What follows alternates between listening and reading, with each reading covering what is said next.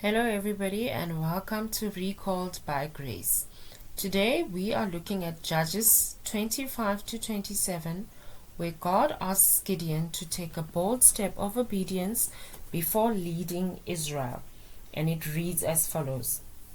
The same night the Lord said to him, "Take the second bull from your father's herd, the one 7 years old.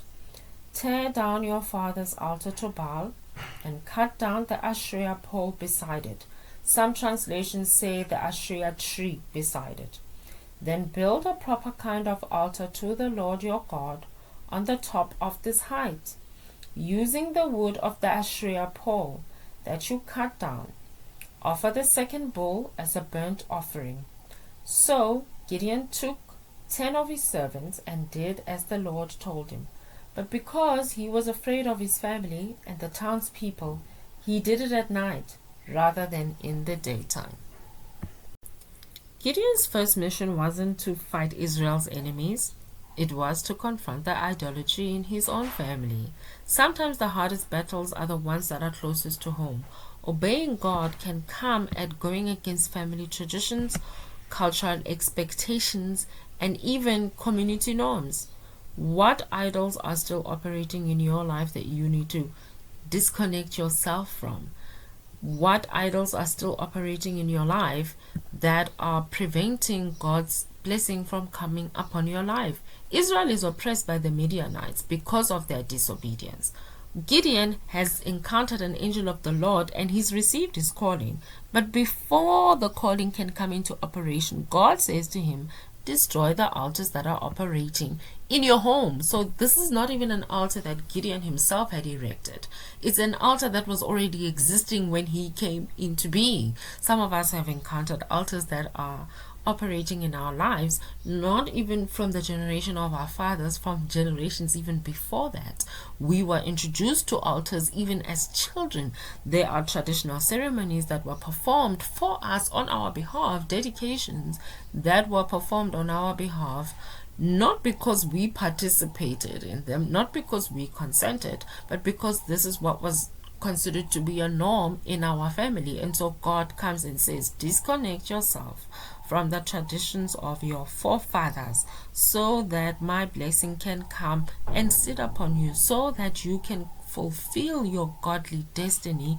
You cannot fulfill your godly destiny while the altars of your forefathers are still speaking and operating in your life.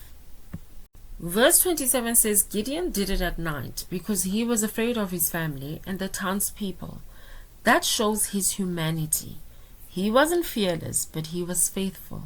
Faith doesn't mean you feel no fear. It means you move forward in obedience even if you are trembling. So what does this mean for you and I? Before God uses us in bigger battles, whether it's in ministry, career, or relationships, He often asks us to deal with the idols in our lives first. So ask yourself, what altar is God calling me to tear down? Maybe it's the altar of people pleasing. Maybe it's the altar of bitterness. Maybe it's the altar of materialism. Maybe it's the altar of unhealthy habits. God wants His altar in first place. He won't compete with other gods. You guys know that I had to destroy literally the altar of my forefathers with regards to worshipping of ancestors, and I had to do it publicly. Everybody had to see me disconnect myself from the worshipping of ancestors. I closed down my ndumba. I closed down my public practice. I shut down all my social media accounts with regards to what it is that I was doing with online consultations. So I literally had to tear down the altar of Baal.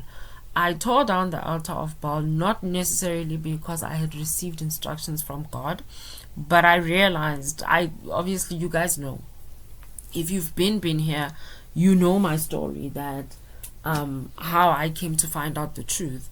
And I then had to disconnect myself from the altar of Baal because I was like, I'm not doing this.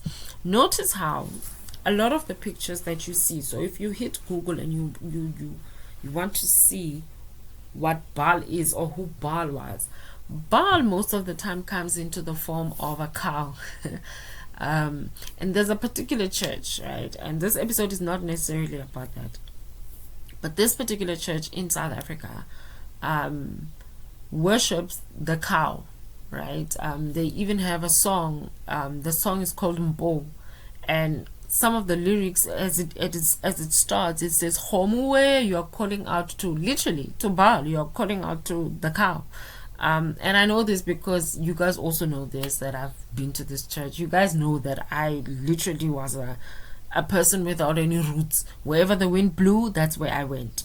So the beautiful thing is this: God doesn't wait for us to be fearless heroes. He starts with small steps.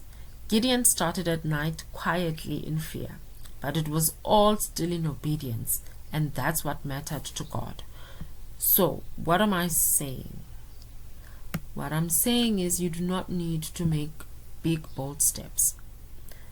You first need to pray the prayer of Gideon. You need to ask God to tear down whatever it is that is connecting you from the altars that are operating in your bloodline, in your family.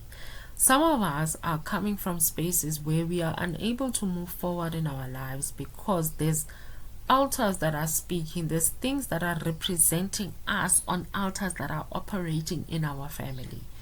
And today I pray that the Lord will give us courage to obey Him, even when it's uncomfortable. I pray that the Lord will help us to tear down the idols in our lives and to build our lives as altars to Him. I pray and I ask the Lord to give us the courage to stand up for ourselves, to come out boldly with our faith. And I pray that you develop enough courage to destroy the altars that are operating in your life, even if it's the altars that were erected by your forefathers. I hope you are encouraged by my story, and I hope that you see that this is not something that is new. We're not introducing a new thing to you. Disconnecting yourself from the altars or the practices of your forefathers is not a new thing, and it's not necessarily an act of disobedience, but in fact it is an act of obedience to God. Thank you. See you next time.